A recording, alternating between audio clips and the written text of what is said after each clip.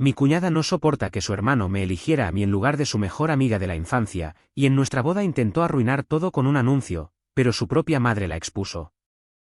Me siento agotada, y no porque haya hecho algo malo, sino porque vivir en guerra constante con alguien que se supone que es parte de la familia es como tener una astilla bajo la piel que nunca puedes sacar. No te mata, pero te jode todo el tiempo. Así ha sido mi vida desde que empecé a salir con mi actual esposo, y su hermana empezó a odiarme sin siquiera conocerme. Ella era su mejor amiga. Así lo presentaban, mi hermana, pero también mi mejor amiga. Siempre me pareció un poco raro, como que había una dependencia extraña ahí. Él la llevaba a todas partes, le contaba todo, y ella se metía en todo. No era un tema de celos, era que literalmente parecía que ella pensaba que iba a decidir con quién su hermano podía estar. Y cuando empecé a salir con él, se notaba que le molestaba. No dijo nada directo al principio, solo me ignoraba, me miraba como si fuera un error. La primera vez que la vi fue en un brunch que hicimos en un diner en las afueras de Minneapolis. Nada fancy, solo queríamos que las cosas fueran casuales. Apenas me saludó. Se pasó toda la comida hablando con él, recordando historias de cuando eran niños, y no me dirigió la palabra en ningún momento. Al final del encuentro, él me preguntó si me había sentido cómoda. Le dije que sí porque no quería armar lío. Pero por dentro estaba como, ¿esto es lo que me espera? Poco a poco me di cuenta de que no era solo que ella no me soportara. Era algo más. Más tarde entendí que todo venía de una historia que él no me había contado al principio. Su hermana tenía una mejor amiga desde la secundaria, con la que ella siempre había querido que su hermano se emparejara. Según ella, eran el match perfecto. Se conocían de toda la vida, tenían los mismos amigos, las familias se llevaban bien, y aparentemente, esa amiga también estaba interesada. Pero él nunca sintió lo mismo. Para él, esa chica era como una prima. Cero química. El problema es que nadie le avisó a la hermana. Ella estaba convencida de que ese romance iba a pasar tarde o temprano. Así que cuando llegué yo, no solo me vio como una intrusa, sino como la que arruinó su plan de tener a su amiga como cuñada. Y lo hizo saber. Comentarios pasivo-agresivos, bromas que no eran bromas, comparaciones con su amiga tipo, ella sí sabe cocinar o, ella es súper organizada con su vida, no como otras. Todo eso lo soltaba cuando estábamos todos juntos. Y lo peor es que lo decía como si nada, con una sonrisa falsa. Las cosas se pusieron peores cuando nos comprometimos. En ese momento, ella dejó de disimular. Empezó a hacer comentarios públicos sobre cómo nuestro compromiso era muy rápido, cómo él se estaba dejando llevar, como algunas mujeres saben manipular a los hombres para conseguir lo que quieren. Ya no era un tema de sutilezas. Era odio directo. Mi esposo se hartó un par de veces y le pidió que se calmara, pero siempre terminaba con un así es ella, hay que entenderla. Yo ya no quería entender nada. Hasta que una noche me llamó su madre. Me sorprendió porque nunca me había llamado directamente. Me dijo, y cito, solo quiero que sepas que no todos pensamos como mi hija.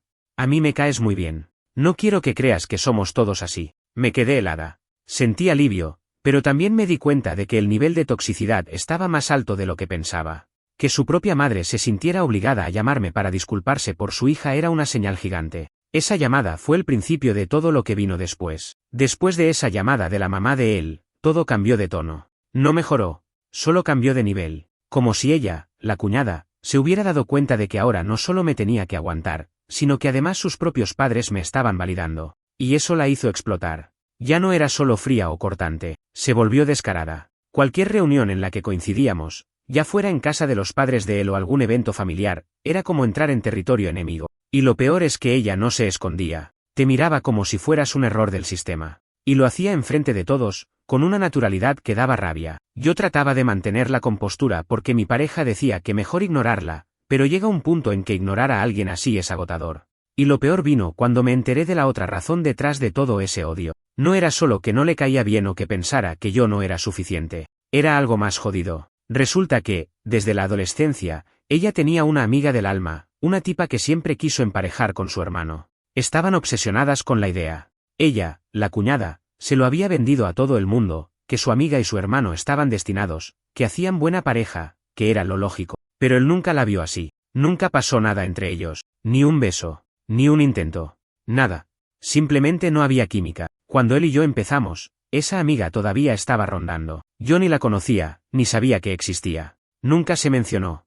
Pero una vez que la cuñada vio que la cosa iba en serio, que estábamos pensando en boda, sacó a relucir a su plana. La primera vez que la vi fue en una comida familiar que ella misma organizó. Y sin decirle a nadie, invitó a esta amiga. La presentó como alguien que siempre ha sido parte de nuestra familia, con una sonrisa forzada. Y desde que se sentó, empezó con el show. Se pegó a él todo el almuerzo, recordando anécdotas, riéndose de todo lo que él decía, tocándole el brazo como si eso fuera normal. Yo me sentí invisible, como si no existiera. Nadie dijo nada, ni los padres, ni él, solo miradas incómodas. Cuando salimos de ahí, me encerré en el carro. No quería ni hablar. Estaba tan frustrada que no sabía si llorar o reventar algo. Él vino detrás y me pidió disculpas. Dijo que no sabía que ella iba a invitarla, que se había sentido incómodo también. Fue ahí cuando me contó toda la historia de esa amiga y de cómo su hermana había estado tratando de meterla en su vida desde que tenían como 15 años, y que él siempre le había dicho que no le interesaba, pero que ella nunca escuchó. Después de eso, él le escribió a su hermana. Le dijo que había cruzado la línea, que fue una falta de respeto total y que si volvía a intentar algo así, iba a cortar toda relación. Y lo cumplió. La bloqueó de WhatsApp, redes sociales, todo. Durante semanas no hubo contacto. Fue el primer respiro real que tuve en mucho tiempo. No es que me sintiera libre, pero al menos dejé de sentir ese veneno en el ambiente. Incluso empezamos a avanzar en los planes de boda más tranquilos, sin tener que mirar por encima del hombro todo el tiempo. Pero no duró. La mamá de él nos llamó para insistir en hacer una cena de compromiso. Solo algo pequeño, íntimo, para celebrar, dijo. Yo acepté con una condición, que la hermana no fuera. Ella lo prometió. 3 veces. ¿Y adivina qué? La hermana apareció. Tarde, maquillada como para un evento de alfombra roja, con un vestido exagerado, y sonriendo como si todo el salón estuviera ahí para verla a ella. Fue tan descarado que me dolió el estómago. Se sentó con sus padres y ni siquiera me miró. Ni un hola.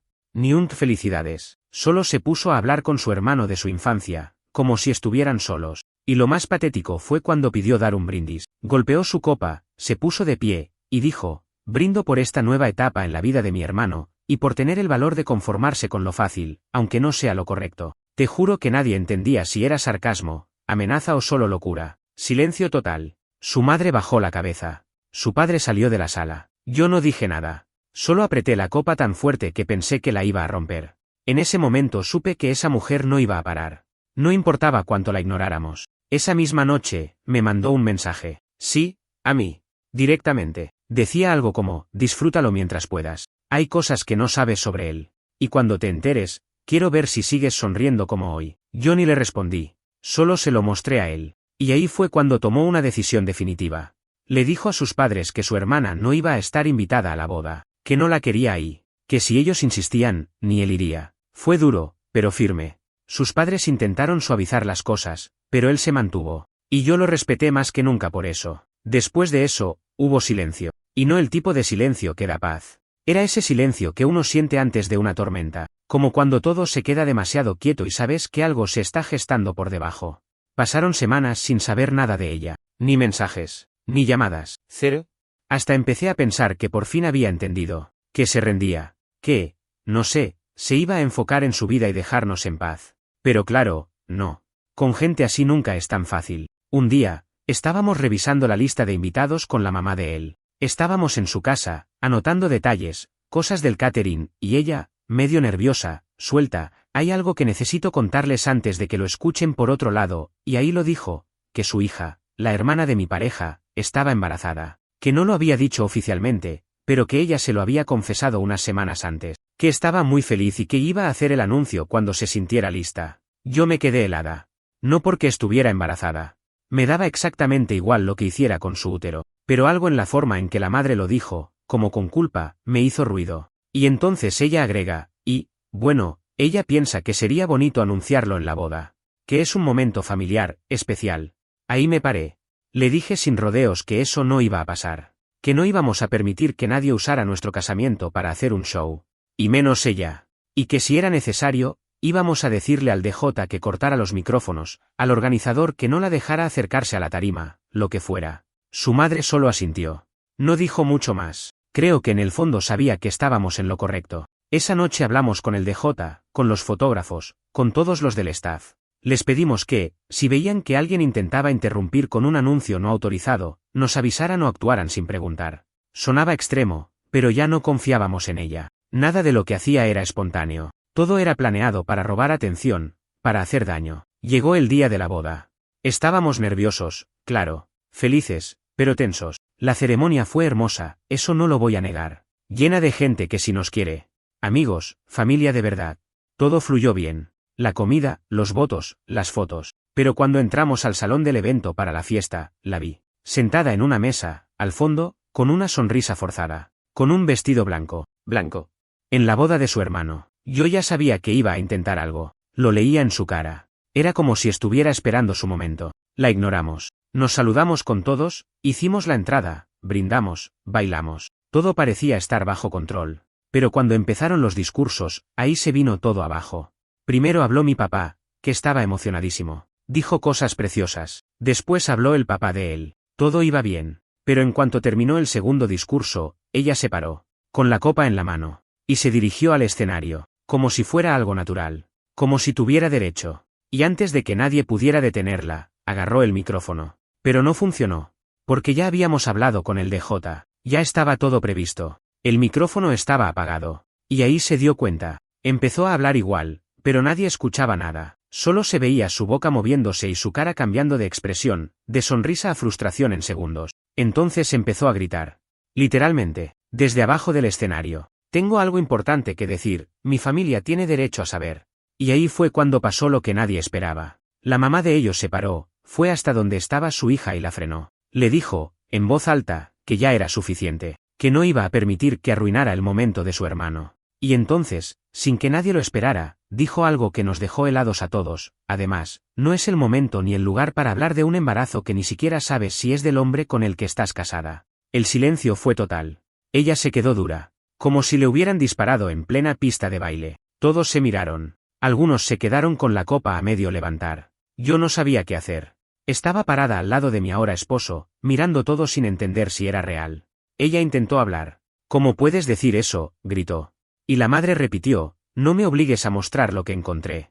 Esto ya no se trata de tu hermano. Se trata de ti y de tus decisiones. Tú creaste este desastre. Yo nunca vi algo así. Fue una mezcla de vergüenza ajena, satisfacción personal y un poco de miedo. Porque en ese momento te das cuenta de hasta dónde puede llegar alguien para lastimarte. Y también de que, a veces, el mismo veneno que tiran termina ahogándolos a ellos. Después de ese momento, todo se volvió un desastre silencioso. No hubo gritos, no hubo pelea física, pero el ambiente se cortaba con cuchillo. Era como si el aire del salón se hubiese vuelto más denso. Algunos invitados fingían que no habían escuchado, otros bajaban la mirada, y otros estaban pegados al celular, seguramente escribiendo en los grupos de WhatsApp. ¿Escuchaste lo que dijo la mamá del novio? Yo solo me quedé ahí, al lado de mi esposo. No dijimos nada. Él me apretó la mano con fuerza, como diciendo tranquila, ya está. Pero yo sabía que no estaba. Porque si algo había aprendido de esa mujer, la hermana, era que nunca se iba sin dejar algo roto. Y claramente, lo que su madre dijo no la había dejado con ganas de irse en silencio. Estaba roja, alterada, murmurando algo mientras volvía a su mesa como si se hubiera tragado un pedazo de vidrio. Durante el resto de la recepción, intentó actuar como si nada. Pero nadie le seguía el juego. La gente la miraba distinto. Ya no era la hermana divertida, la del brindis incómodo, la personaje que arranca risas forzadas. Ahora era la que escondía algo. Y todos querían saber qué era. Una tía del novio se me acercó y me dijo bajito, eso del embarazo es cierto, ¿y lo del padre? Yo solo le dije que no tenía idea, que no era asunto mío, porque de verdad no sabía, y porque, sinceramente, ya me daba igual. Solo quería terminar la noche en paz, cerrar el capítulo, irnos de luna de miel y olvidarnos por un tiempo del infierno familiar. Pero no se puede apagar un incendio si hay alguien tirando gasolina. La semana siguiente, recibí un correo desde una cuenta rara. Solo decía, feliz ahora. Él no es perfecto. Pronto lo sabrás, emoticono cara sonriente, no había firma, pero era obvio quién lo había mandado. Era su estilo. Esa forma barata de intentar asustarte, como si tuviera un as bajo la manga. Pero era lo mismo de siempre, ruido, sombra, manipulación. Mi esposo quiso ignorarlo, pero yo no. Le dije que estaba harta, que si ella seguía, íbamos a poner una orden de restricción, que ya no era solo un problema familiar, era acoso. Y no lo decía en caliente, lo decía en serio, porque una cosa es lidiar con gente complicada, pero otra muy distinta es tener que vivir cuidándote de alguien que parece estar esperando cualquier oportunidad para destruirte. Y entonces pasó algo más. Isaac, el esposo de ella, nos llamó. Fue directo, ¿podemos vernos? Hay algo que necesito contarles. Quedamos en un café discreto, nada lujoso. Él llegó antes, con cara de no haber dormido en días, y ahí soltó todo. Dijo que sí, que el embarazo era real, pero que no era suyo, que había descubierto mensajes en el celular de ella con otro tipo, Que no eran solo mensajes calientes, eran cosas íntimas, fotos, planes, incluso ideas de mudarse juntos. El tipo era más joven, mucho más. Un estudiante, aparentemente. Alguien con quien ella había empezado una aventura que se le fue de las manos. Y sí, ya se había hecho la prueba de paternidad. No era de él. Lo sabía desde hacía semanas, pero había querido esperar el momento adecuado para enfrentarla. Solo que, después del numerito de la boda, se dio cuenta de que no había momento adecuado con ella, que siempre iba a ser drama, siempre iba a ser mentira sobre mentira. Nos pidió disculpas. No por ella, por todo. Dijo que se sentía culpable por no haber cortado antes, por no haber visto las señales, que él también había creído en la fachada, que pensaba que ella solo tenía una personalidad fuerte, pero no imaginaba el nivel de manipulación. Y luego dijo algo que me dejó helada. Ella me juró que iba a arruinar tu vida si yo la dejaba, que tenía cosas sobre ustedes que podía usar para hacerles daño. No sé si era verdad, o si solo quería asustarme. Pero, tengan cuidado. Me fui de ese café con una sensación rara. No miedo, exactamente, pero sí como si algo oscuro todavía estuviera colgando en el aire. Mi esposo estaba furioso. Decía que ya bastaba, que no iba a permitir más amenazas. Yo intentaba calmarlo, pero por dentro, estaba igual o peor, porque ya no sabíamos hasta dónde podía llegar. Y entonces empezaron los mensajes. A mi teléfono, desde números desconocidos. Primero eran cosas vagas, tipo disfruta tu mentira mientras puedas. Después empezaron a mencionar detalles más personales. Mi trabajo. Mi jefa. Un problema que habíamos tenido con una colega hace meses y que solo muy poca gente sabía. Ahí entendí que ella estaba buscando ensuciarme por donde pudiera. Como no podía rompernos a nosotros como pareja, iba por mi reputación, por mi entorno. Fue en ese momento que mi esposo me dijo, ya está. Vamos a la policía. Y sí, fuimos. Mostramos los correos, los mensajes, las amenazas. Nos tomaron la denuncia, pero nos dijeron lo obvio, sin pruebas claras de que era ella, no podían hacer mucho. Teníamos que esperar. Y eso fue lo peor. Sentir que sabes quién te está atacando, pero no poder hacer nada. Pero como todo en la vida, incluso la mierda tiene un punto de quiebre. Y ese punto estaba por llegar. No sé cómo explicarlo, pero después de esa denuncia, algo cambió en mí. Como que me cansé en otro nivel. No era solo cansancio mental, era físico. Me levantaba todos los días sintiendo el cuerpo pesado, como si cada músculo estuviera diciéndome, de nuevo vamos a lidiar con esto. Empecé a dormir mal, a tener ataques de ansiedad en el trabajo.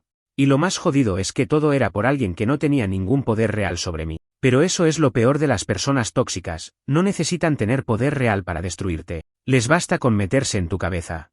Pasaron un par de semanas desde que hicimos la denuncia. Seguían llegando mensajes, pero más esporádicos, casi como si ella se hubiera dado cuenta de que estábamos tomando acciones. O quizás, solo se estaba preparando para otra cosa. Con ella, nunca se sabía. Mi esposo estaba cada vez más tenso. Yo también. Ya ni hablábamos de eso en casa, porque cada vez que el tema salía, terminábamos discutiendo. No porque estuviéramos en contra, sino porque los dos estábamos al límite, y cada uno explotaba por cualquier cosa.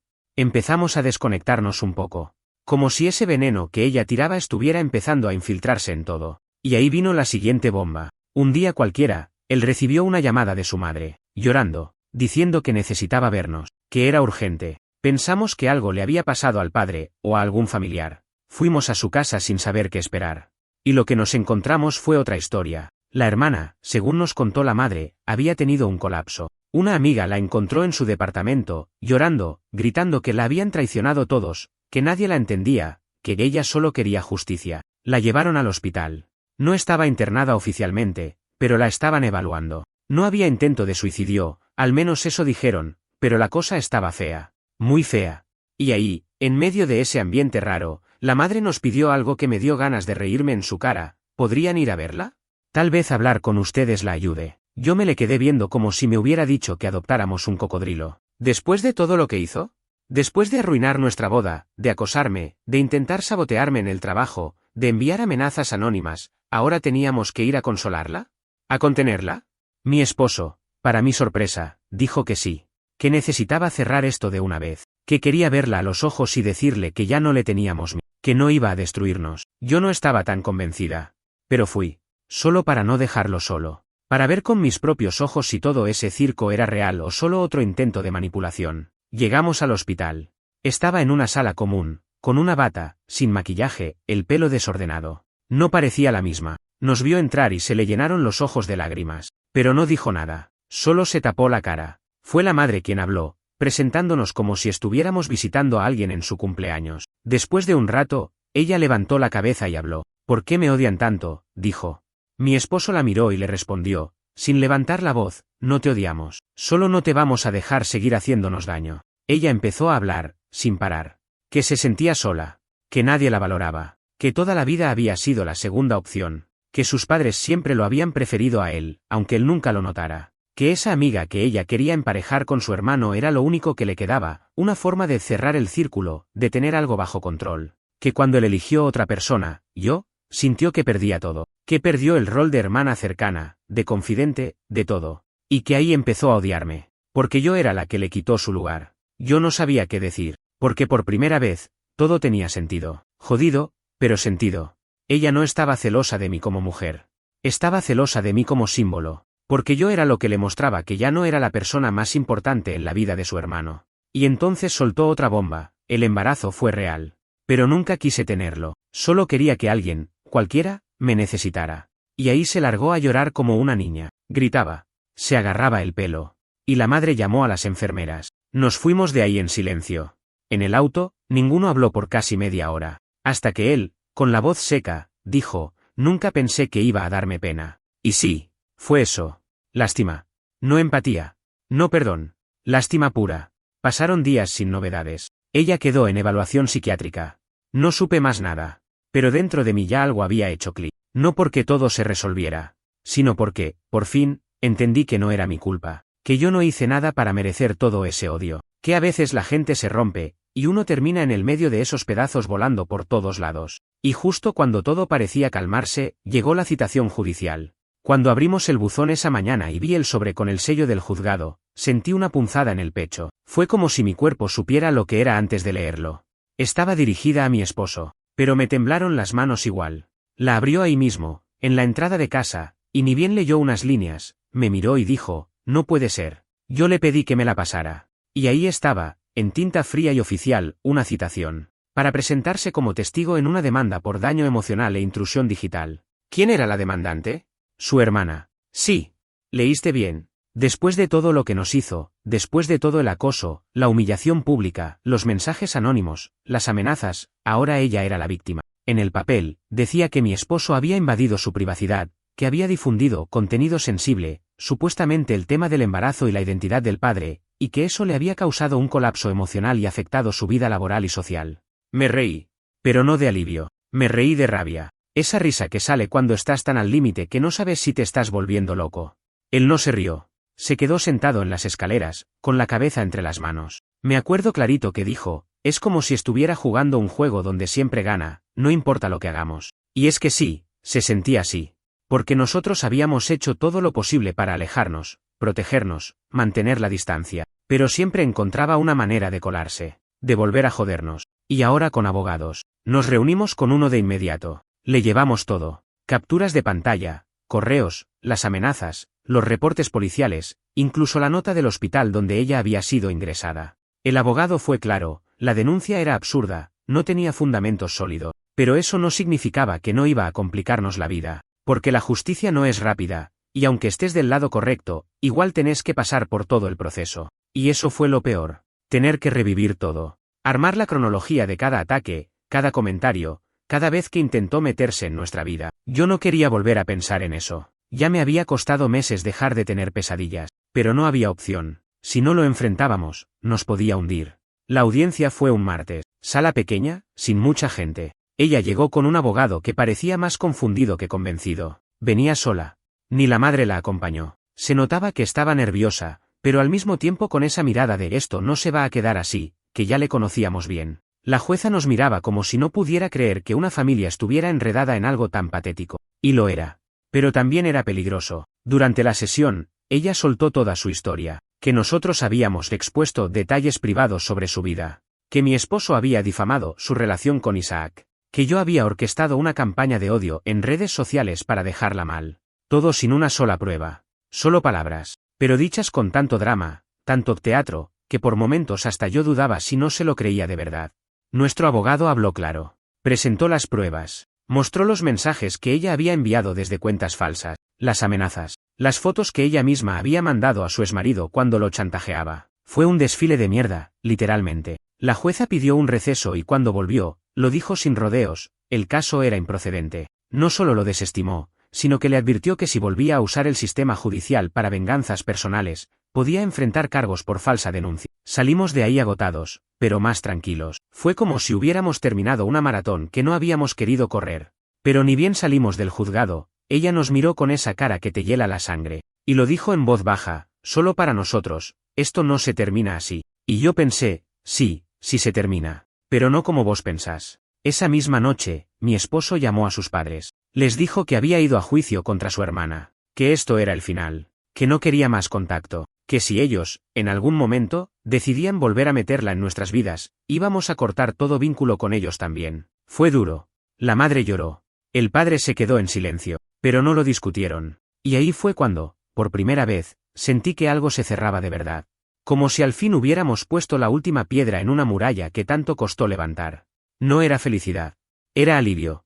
Y eso, después de tanto caos, es más que suficiente. Pero aunque nos habíamos librado legalmente, todavía quedaba el daño. Lo que quedó adentro. ¿Por qué no salís de algo así sin marcas? Después del juicio, después de la amenaza en voz baja afuera del juzgado, no pasó nada. Por semanas. Y eso fue lo más raro. Lo más inquietante. Porque cuando estás acostumbrado a que alguien te esté jodiendo todo el tiempo, el silencio no se siente como paz. Se siente como antesala. Como si estuviera preparando algo más grande. Algo que no íbamos a ver venir. Empezamos a vivir con esa tensión invisible. Íbamos al trabajo, cocinábamos, salíamos a hacer las compras, pero todo el tiempo con la sensación de que algo iba a explotar.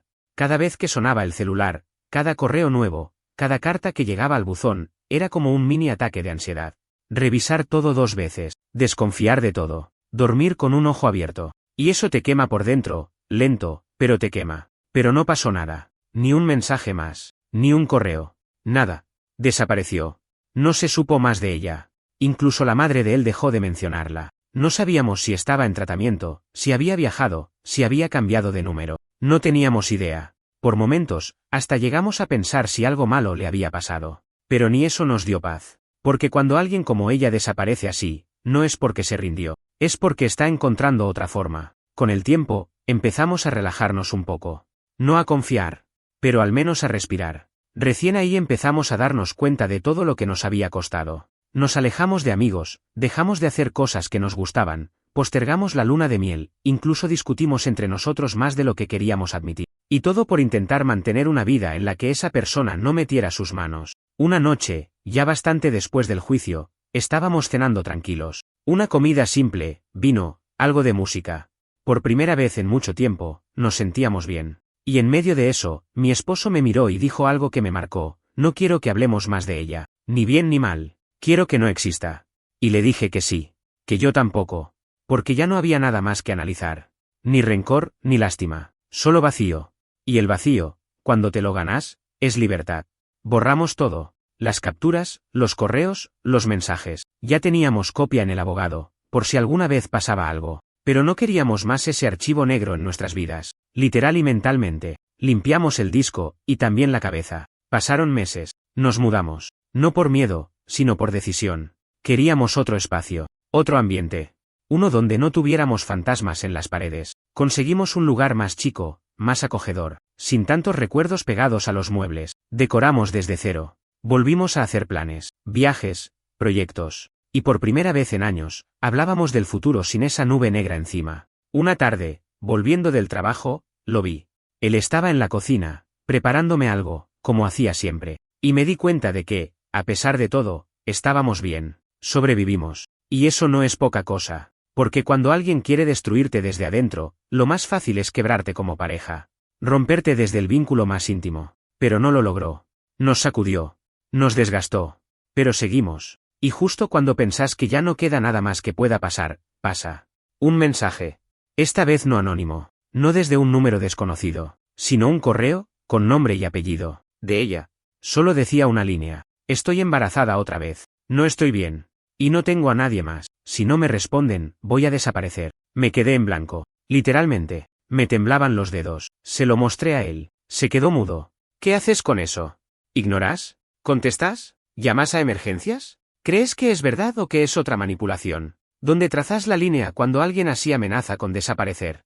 Esa noche no dormimos. Dimos vueltas en la cama, repasando todo, pensando si teníamos responsabilidad, si debíamos hacer algo. Pero al final, él tomó el teléfono y llamó a su madre. Le dijo, mira, si sabes algo de ella, ocúpate vos. No quiero saber más. No vamos a involucrarnos de nuevo. Esto ya pasó el límite hace rato. Y cortó.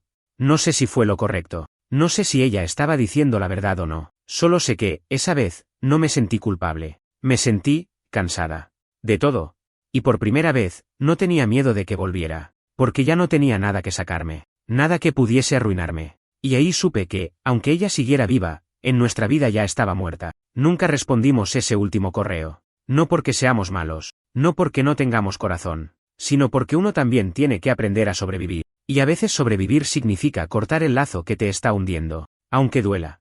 Aunque la otra persona te grite que necesita ayuda. Aunque te acuse de abandono. Llega un punto en que tenés que elegir entre tu salud mental o el caos de otro. Y elegimos lo primero. Pasaron semanas sin novedades. Cada tanto, revisaba el correo con el corazón apretado, esperando otro mensaje. Algo. Una señal. Pero no llegó. Ni otro mail, ni una llamada, ni noticias de la madre. Nada. Silencio total. Y eso fue lo más extraño de todo. Porque esta vez no era el silencio tenso de antes. No era la calma que anuncia tormenta. Era otra cosa. Era como si finalmente, de verdad, se hubiera esfumado. Como si hubiera aceptado que ya no tenía lugar en nuestra historia. O quizás se rindió. O simplemente se cansó. Nunca supimos si lo del embarazo era real. No hubo posteos, ni noticias, ni fotos. Nada que lo confirmara o lo negara. Algunas personas dicen que el silencio es una forma de paz. Pero para mí, fue más como un eco. Algo que todavía sonaba, aunque ya no estuviera ahí. La madre de él nos escribió una vez más. Un mensaje corto, seco, no sabemos dónde está. No quiere que la busquemos, solo pidió que la dejáramos en paz. Lo estoy haciendo. Nunca contestamos. No porque no nos importara, sino porque ya no teníamos nada más que decir. A veces la gente nos pregunta por qué no vamos a las reuniones familiares, por qué nos mantenemos al margen, por qué somos tan cerrados. Y yo sonrío, les digo cualquier cosa. Que estamos ocupados, que andamos con muchos proyectos, que preferimos la calma. Nadie tiene por qué saber todo. Nadie entendería tampoco.